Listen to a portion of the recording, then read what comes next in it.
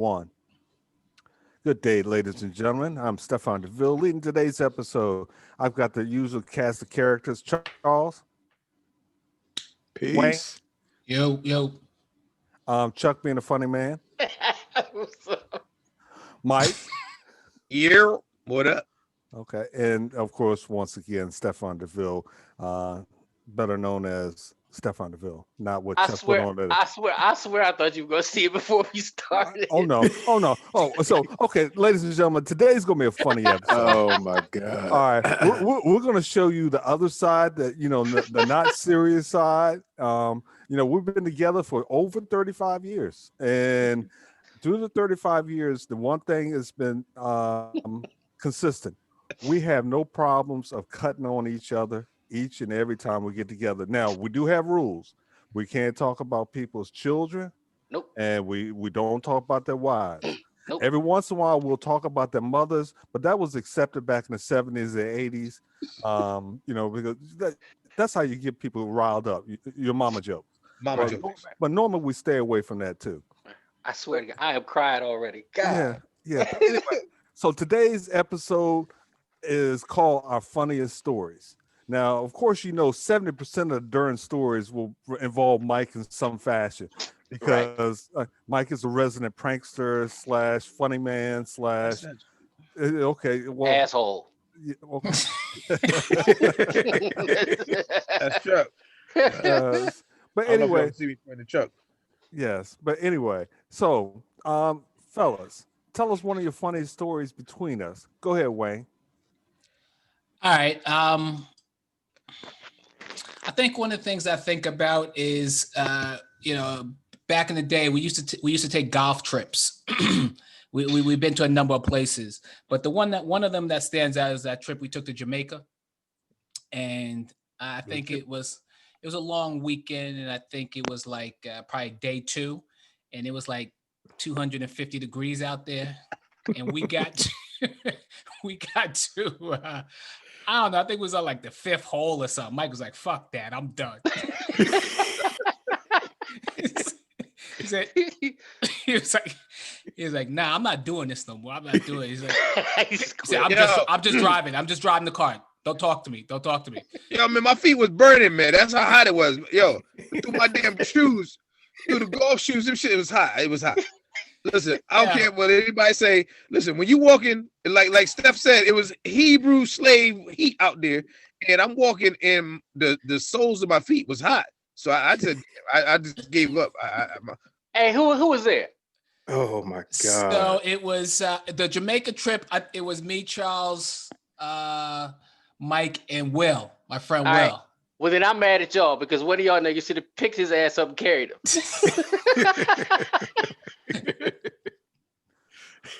So Steph, that's y'all got to excuse David Ruffin. He's making a remake. so Right. That's David Ruffin nephew right there. The one with the head cheese label. So Steph, that's one of the first things that come to mind. Okay, got it. All right, Charles, tell me one of your favorite funniest stories between us. Well, I got to tell you about my boy Chuck. I got to start out with him. This is the night that I knew Chuck was going to propose to his wife. This is the very minute I knew it, right? Man, I'm gone. Not Georgia Avenue. No. Back in the day, Chuck and I were like tight as they come, okay? Every single weekend, if we were not hanging with each other, we were hanging, we would be with our ladies, right? So it was just about every other weekend, we were always just hanging tight. But he was getting real close with his then girlfriend, Stephanie. So Stephanie that night had gone out with some girlfriends. And so Chuck and I, we were doing our normal thing. We were, jumping from place to place. The plan was to hit a couple of clubs that night. Well, Chuck decided that he was going to go to this same restaurant that Stephanie was with her girlfriend. No, we were in the neighborhood. He was going to stop by and say hello, right? So we pull up to the restaurant. It was a brand new restaurant at that time in Oxon Hill, Maryland. So we roll up to the restaurant, and he and I, we getting our stuff together. We're about to go in and see the ladies at the table. Well, on our way to the door, we look in the window, and there's this female that looks just like Chuck's girlfriend that is sitting across from a guy holding hands at the table, one-on-one.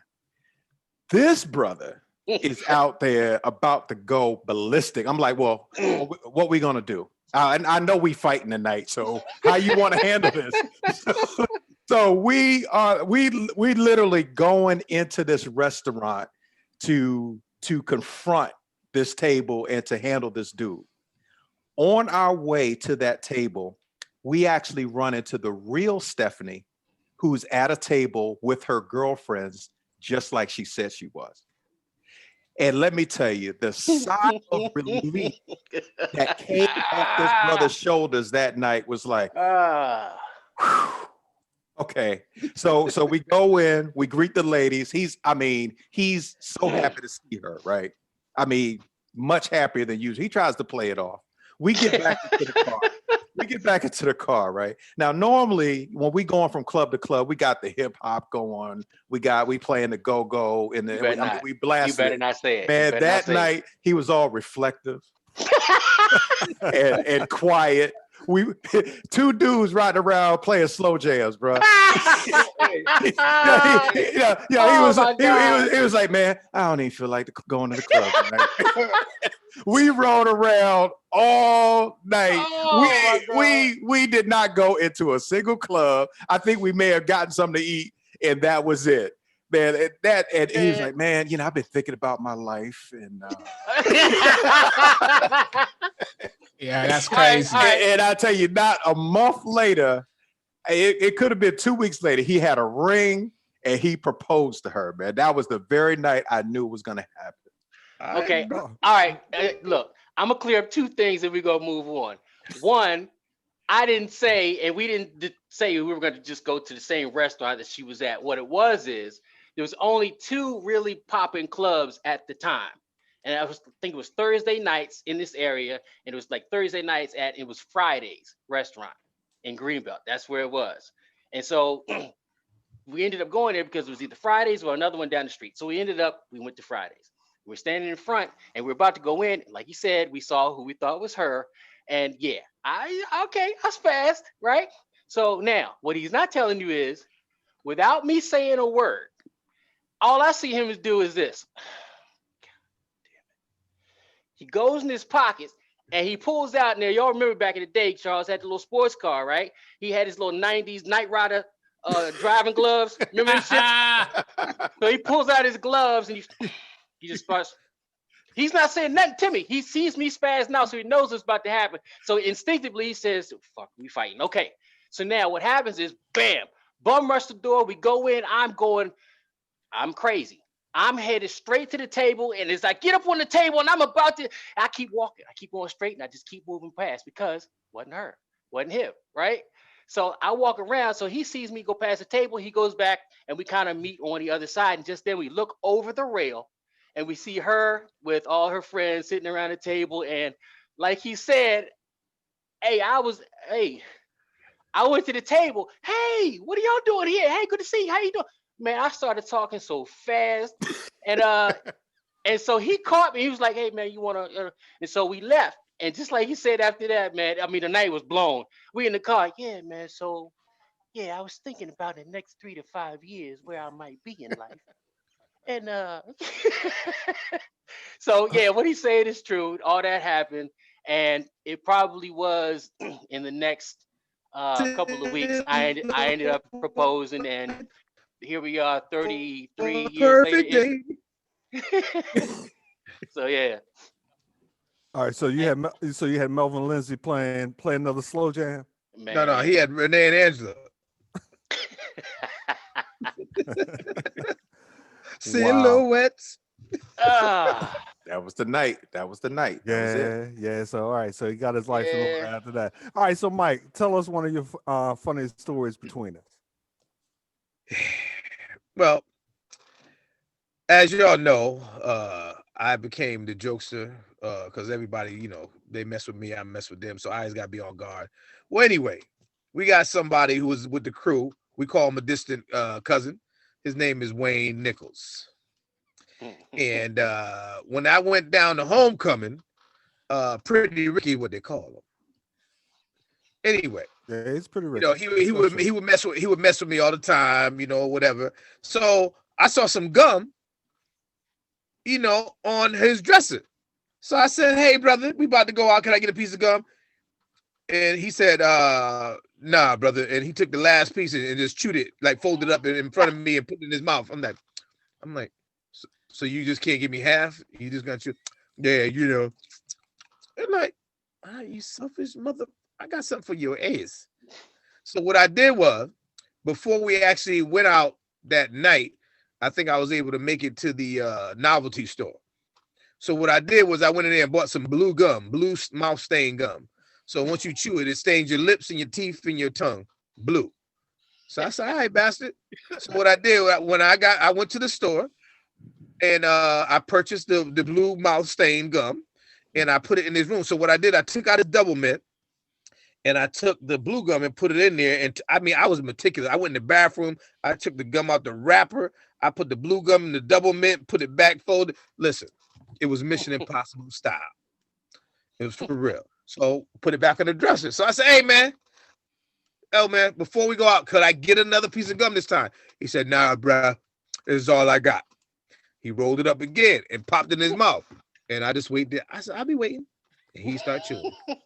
And I'm bouncing with his chewing. That's 1,000, 2, 1,000, 3, 1,000. I was working out. He was chewing the hell out of that gum. And then he wanted to say a speech. So we was all sitting around, right, Steph? So he wanted to do his fellow speech, like, "All right, fellas, tonight we really gonna have." If everybody was like, "What the hell?" Yo, his mouth was full with his teeth looked the color of blueberries, and his lips the red. And Steph was like, "Nichols, what the hell? What, Nichols, what's wrong with your mouth?" He said, "What, man? He tried to be pretty big lickers. What?" It made it worse. So he just slurped it around. Now he had blue edges on his mustache, and he kept licking his lip like, "What's up? What's up? What's up my face?"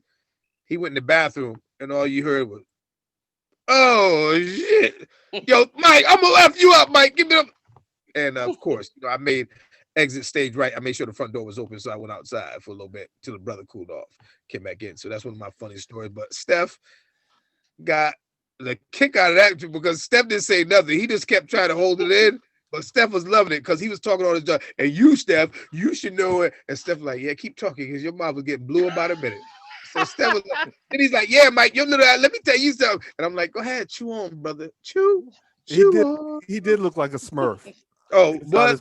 Yeah. Yo, mad as hell. And Wayne just brought that story up to me. I had forgotten all about that. Yo, So Mike, if you remember,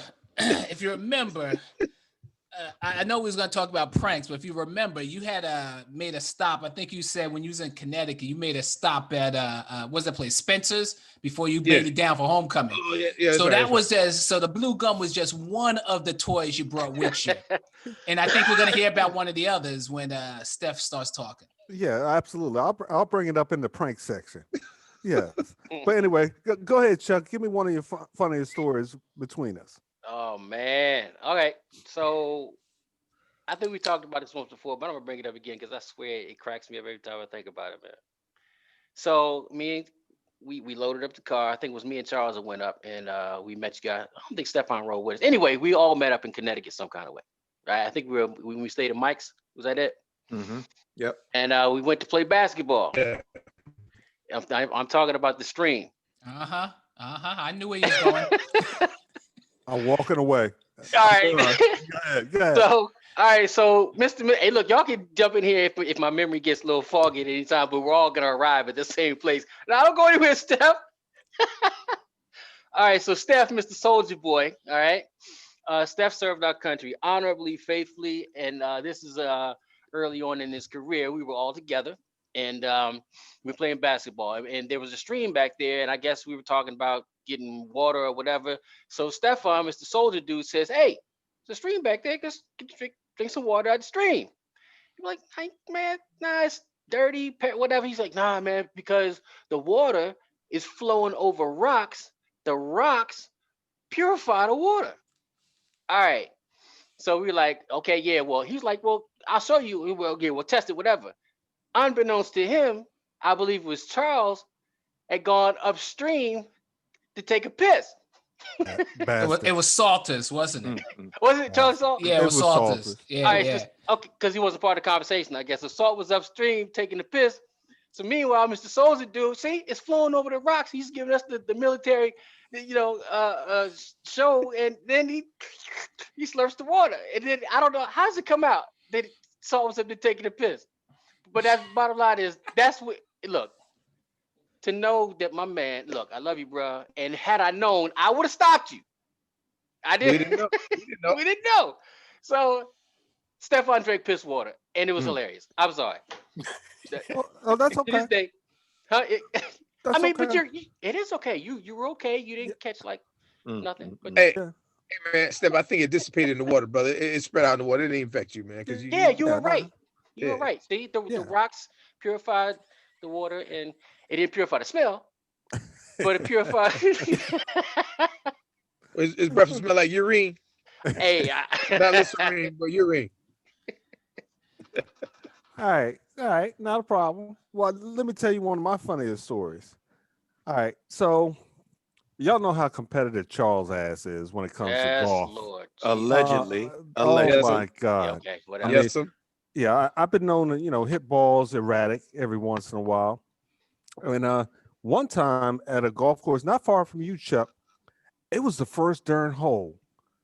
And I'm lining up, I'm feeling good, got a gallery behind me, a bunch of witnesses. Mhm. I hit the ball, my ball lands in a tree, you know, and literally in the tree. And it's like, damn, So Charles, the first thing he said, so how you gonna embarrass me in front of the company? I'm like, okay, all right, not a problem. Well, then about 4 months ago, we played Oh over my here, God. not too far from my house, and it's the 18th hole. This hole is over water. You got to carry it at least 180 yards, if not 200.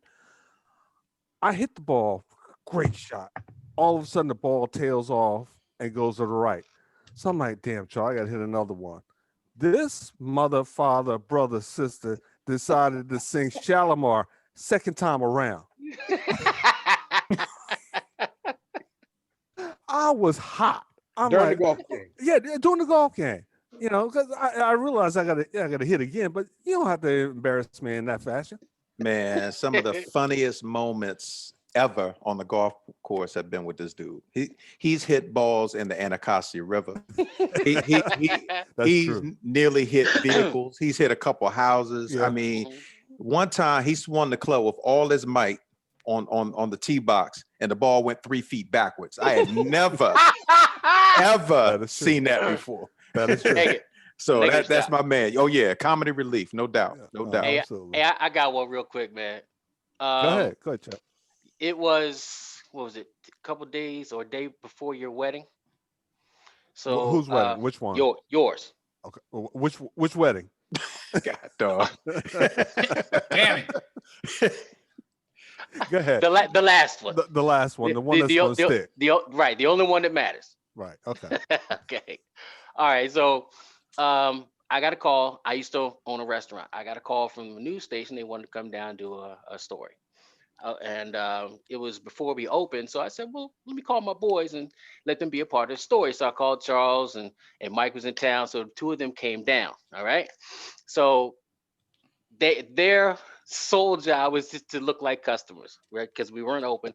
And it was a segment on mumbo sauce, which is a sauce that we make.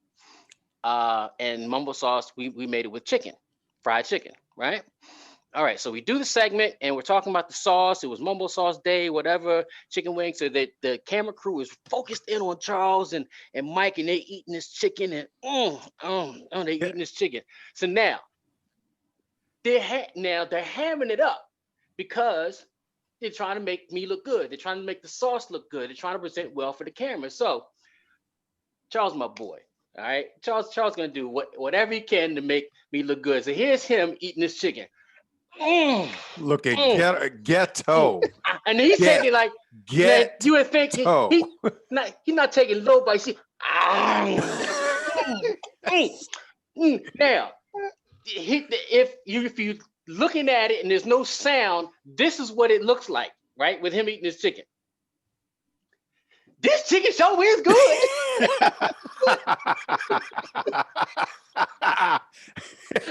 And in his mind, later on, when he thought about it, right? Because we did it, everything is done, it's in the can, gone. I was He pissed. calls me. I was like, we can't do He it. called me maybe, let's say an hour later, right? When it really hit him.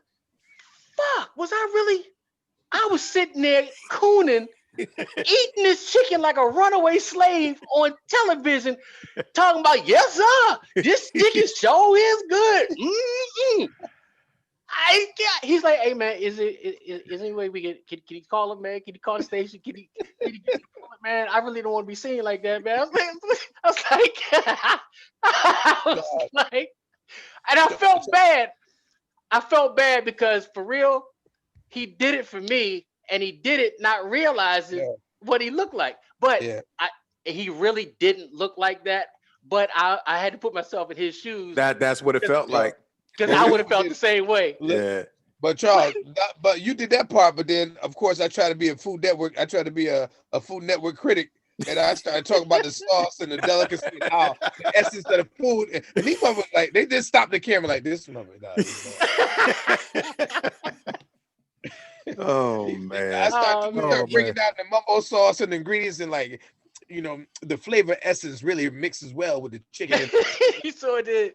Hey man, look, the only thing missing for real on the outside looking in, standing there watching them eating this chicken like this with the camera on them. The only thing that was missing was the banjo. This chicken. Man, when he called me, I was like, brother, I'm sorry, man. I just don't know what I can do. Now, silver lining to the story, none of that aired. Nope. None of that aired. Charles wasn't on there. Mike wasn't on there. I felt bad because I really wanted them to be on TV, but I felt relieved because they weren't viewed in that way. And I can only imagine that somebody that looked like us looked at that and said, nah, we can't. Yeah. Thank you. Let that fly. Yeah. Good looking out, whoever you were. Whoever. No. All right, so go ahead, Wayne. Tell me one of your funny stories. Well, I don't know if this is real funny, but so it was actually it was 1990 because it was graduation night. So Mike came, a bunch of people came down. Obviously, it was graduation from Morgan, and so that night after everything had cleared, we went out. We went to hang out. So it was me and Mike and my boy Will from that Jamaica trip, and we was just driving. I don't know where we was coming from. But we was riding, right? And it was late. We went to a club or something, and it was we was on Pennsylvania Avenue. It was real late. It's probably like 1 a.m. or something like that. And so we just driving, talking nonsense or whatever, and somebody kind of cut us off or something while we was driving, and Mike. So Mike's in the back seat, and me and Will in the front. I'm driving, Will and Mike is in the back seat. And apparently Mike is back there like flipping the dude off or whatever like that, right? So the dude, I ain't even see none of this. I'm driving. The dude who had went past us, he kind of slowed down, got right next to us. We'll go, he got a gun. He got a gun. I said, so I'm on the I guess I'm on the faster lane on the going north, right? And on Pennsylvania Avenue, right? And then I don't know. Is Pennsylvania Avenue Washington or Baltimore? Because it's a different. No. Yeah, no. This is Washington. Okay. And so then, so Will's like, yo, he got a gun. And Mike is saying, what? And Will, I said, what? And Will put his head down. He put his head down. I pulled over to the other lane and the dude took off. And Mike is back there laughing like he thinks it's the funniest shit he ever saw. But I was like, yo, if he put his head down, he must really see a gun. I ain't see it. Yeah, that was crazy. All right, so fellas, tell us about some of the pranks that you pulled off or had pulled on you. Hey, wait, before that, I'm trying to imagine Mike giving anybody the finger from the back seat? Did it look like this? I can't even see. Whatever, Chuck. Did you have to jump to do it? The hell with you. And All see, right. Oh my God. for our That's all right. viewing audience, Mike is vertically challenged. So so he makes his vertical challenge up by pulling off pranks and being a funny man. Mm. Like Mike, what was that story? You were talking to this young lady, and she's like, "Well, I never dated a short man," and you said, "I haven't either." That's right. And it worked. Listen, we shared some drinks for a minute. Before Mike, you say everybody's the same size in bed, right? Hey, man. I ain't want to talk, That's but you true. ain't heard it from me. The streets be talking. That's right. Streets be what I heard. talking. Listen, long as I don't get a BDR, I'm good. Absolutely. I ain't gonna ask you what that is. Hey, so Charles, tell us a prank that you pulled off or was pulled on you. Well, in the dorm, back in 1985, my man Mike was known for being a connoisseur of the toilet, so to speak. I mean, he had this whole routine going to use the bathroom. He had his toilet paper, he had his robe, he had his magazines, the whole 9 yards. It was everybody knew when Mike was going to use the toilet. Everybody. So, so he made his stroll down, to the bathroom stall. And he's in there, we waited for him to get nice and comfortable, right? So he puts the toilet paper down on the seat and he's sitting there. And so we grab a bunch of water, fill up a bunch of trash cans full of water. And while he is sitting on the toilet, we proceed to throw the water over the stall. And Mike is just yelling and screaming. And the only thing he's upset about is that we got his toilet paper wet. That's it. Hey, man. You wet my toilet, baby. He was going off. Hey, man, toilet paper was a commodity in the dorm, brother. No doubt. Oh my God, man. We laughed about that for a couple of weeks, man. Hey, Chuck. Yeah. I refuse to give him satisfaction. I didn't even come out that quick. I just stayed it. I said, I'm gonna show them. I kept flipping through the pages of my magazine. They was like, when he coming out? He's soaking wet. Soaking wet. Oh, Robe and everything. man. Yeah. So that was one that I think about all the time. That was good hilarious. Stuff. Oh yeah. And I wasn't even mad at it. I was just mad about my toilet paper. I said, ain't this a bit? Well, since we're on the subject of Mike, I'm gonna jump in front of you guys. Let me tell you a man. story that Mike did to me. I think this was 1987, 88, and we were living off campus. It's not true, people. It's not true. Number 2 Peabody Court, and I forgot the town, but anyway, Carney. Kearney, Maryland. Yeah, Damn, Wayne. You just gonna give him a location? yes. Yeah, I lived there too. Yeah, and I know you did. we probably terrorized the old people that lived below us because we were loud every once in a while, and God knows we got loud when Mike and Chuck showed up, because it was going to be a party.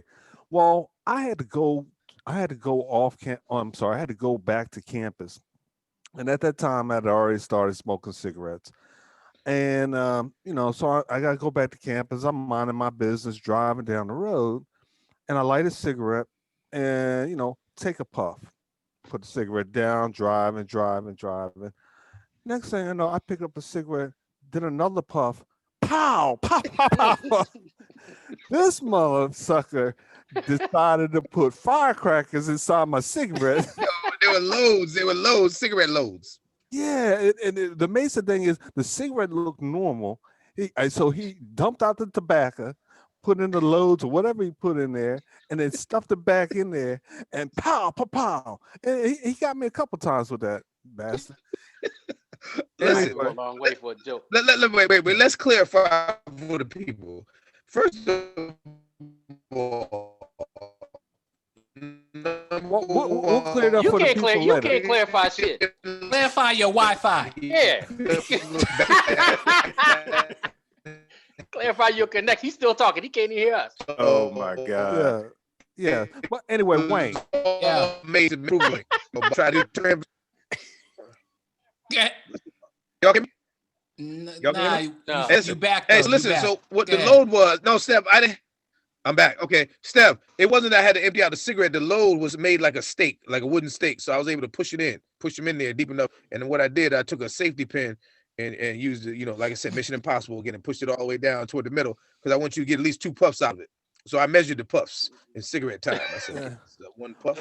That's 2 puffs. Hilarious. All right. So I made it. So that's what it is. But anyway, people, I just want to let you know it wasn't a mean act. It was just to let Steph know that was a warning shot for Steph to slow down, and evidently it didn't work. So, Yeah, but it still was hilarious. I laugh about that every once in a while. Just out of the blue, I'll bust out laughing. Like, damn, Mike. But anyway, yes. so Out of love, people. It was out of love. It was out of yeah, love. yeah, absolutely. All right, so Chuck, tell me one of your pranks that you either pulled off or was pulled on you.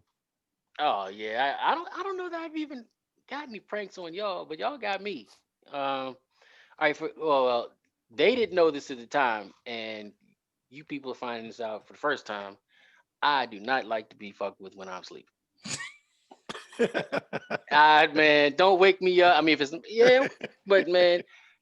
So we hung out, came back, cut up, and I don't know if we passed out, decided we were going to sleep, whatever. But I'm on the air mattress, and this is in Wayne's apartment, right, in New York. So I'm on the air mattress.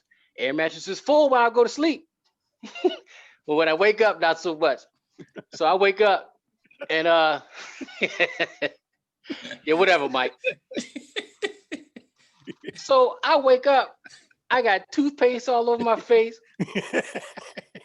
I'm on the floor because there's the air out the air mattress, and everybody's in denial. What me? What? I don't know what you're talking about. I was asleep. I was over here. I was there. Man, I was like, oh, I was hot. Oh man. But yeah, they got me good. I woke up with toothpaste all over my face, and I could not wait to get everybody back. And it's 30 something years later, and y'all think I forgot. Y'all think it's over. It's not over. Look at my face.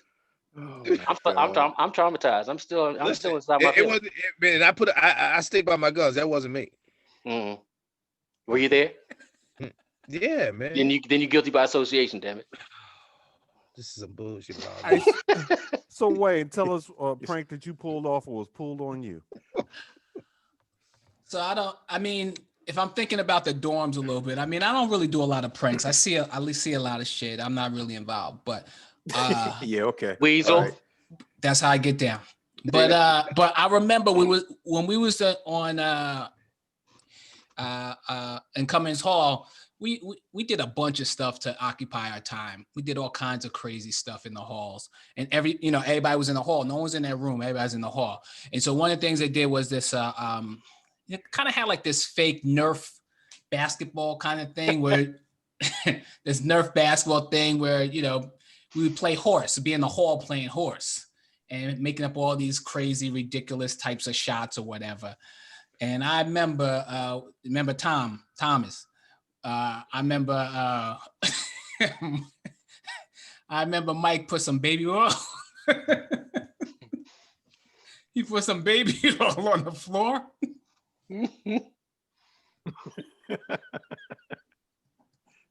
Take your time, Pastor. Take your time. Yo, man, I'm sticking to my guns, man. Yo, this dude, it wasn't me. This dude did some whole double pump 360 something. And when he hit that,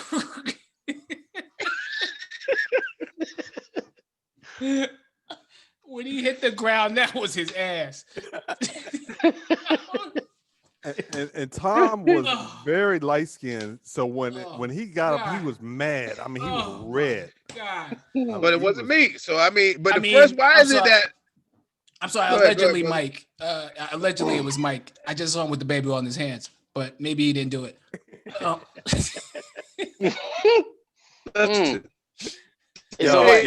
You gotta tell the story when we did it to the second floor, though, man. You gotta tell that. Me or Mike? You gotta tell that story. All right, I'm not gonna laugh this time. Yeah, so when we're on third floor, so there's only 3 floors in the building, and it was always like the third floor was like kind of the wild floor. And sometimes Steph was on the second floor. Sometimes he peep his head up, but we always go down there messing with these people.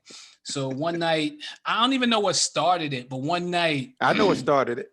What started? We were making too much noise on the third floor, and they were snitching.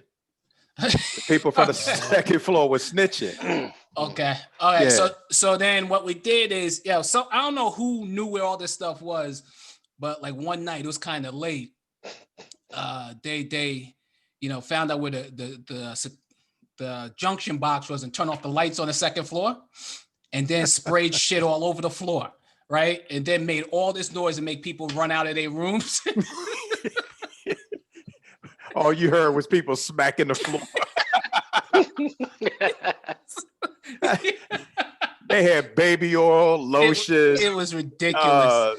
It was ridiculous. Shaving cream. The shaving cream. Anything you could imagine that was slippery was on that floor. Yeah. I'm gonna tell you that the RA on our floor, on the third floor, I don't know how he did it, but I'm gonna tell you for real. When Braxton was a man. After that first year, there was no tiles left on that floor. There was so many water fights. There was so much that went on. There was no tiles left. It was ridiculous. The thing is, how did we get kicked out of the dorms? We should have been kicked out of the dorms. Especially Mike. There's no proof. Oh, okay. Yeah. I mean, there's no social proof, man. No social proof. That's just like when y'all started up that damn knock knock who's there? Trash can full of water. That was some bullshit. Y'all started that. I'm just saying. I know who started that game. Mike, yeah. All right. So Mike, here's confession time. Yes. You've said throughout the podcast that it wasn't you. Yes. Okay. Has there ever been an incident in which you pulled a prank or a prank was pulled on you? Yes. I was on an anti-bullying campaign. I don't know if you all remember. I'm not gonna mention anybody's names because I already mentioned one person's name. But it was anti-bullying. My roommate was a hard-hitting, I don't know where he's from, somewhere in the city, New York, and he always tried to utilize bullying tactics on me. But I guess he didn't know my pedigree or my background. You know what I mean? So I went along with it, but I got tired of it. And then what took it over the top was when he brought his little female friend and one of his boys from his neighborhood in my room, and he started to disrespect me. So it got to the point where I said, okay, you know what?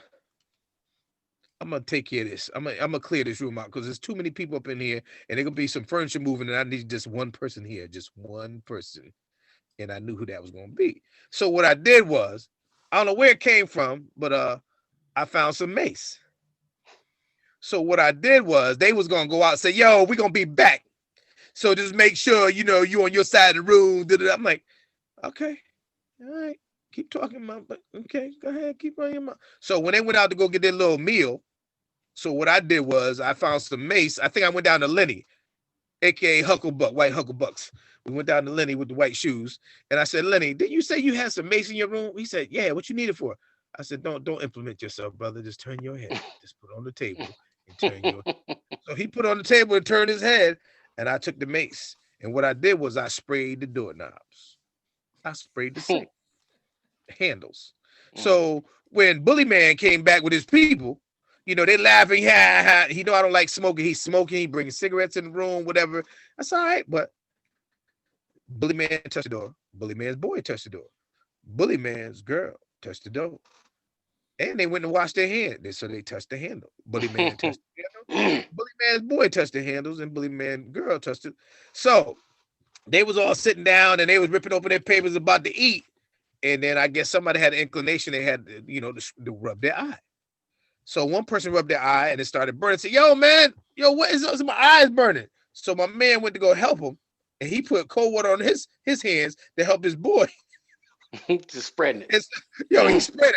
And then he said, yo, I don't know what the hell. Is it me? So this fool, his boy touched his face. His face started burning.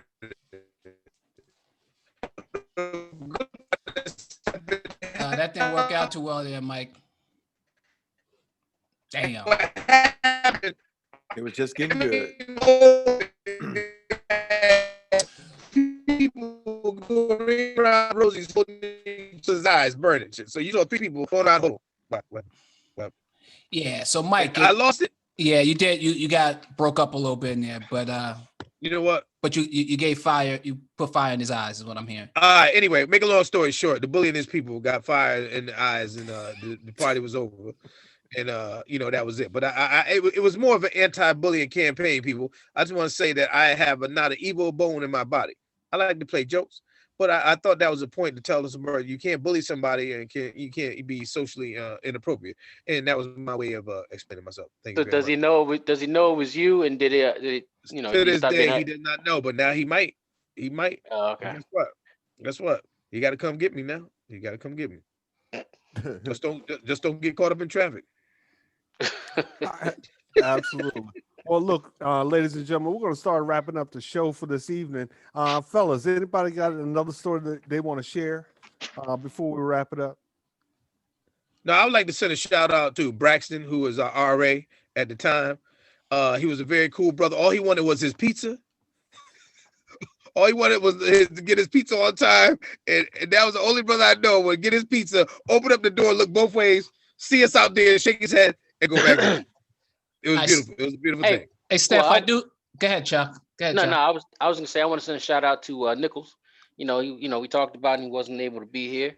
I want to send a shout out to Charlie Salt because he's still licking his wounds because I won the Joan Fest. The 96? Was it 96 Joan Fest? Me, son. Me. Joan Fest. I beat you and Mike. All right. So I just want to keep it real. All right. It's been how many years?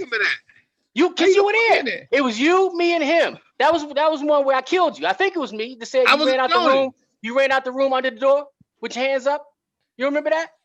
You remember when I told you go run under the bed? What the hell with you, David? I'm just saying. All the little jokes. So I got one more, Steph, for you. Hey, you might like this one. Hold up. Go ahead. Yeah. No, fix your sweatshirt. One of your nipples crooked.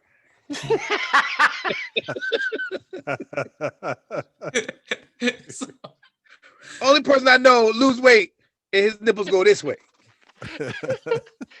Your chest supposed to come in. His nipples facing this way. He got inverted or areola. We got to move past this segment, Frodo. I'm sorry. Okay, yes. Right. This is not a family show. Stop. I got one last one, and this is this one is with Steph in it. So I mentioned earlier we went to Jamaica. We used to do golf trips every now and then, and we went to Jamaica. We went to another island, Orlando, right?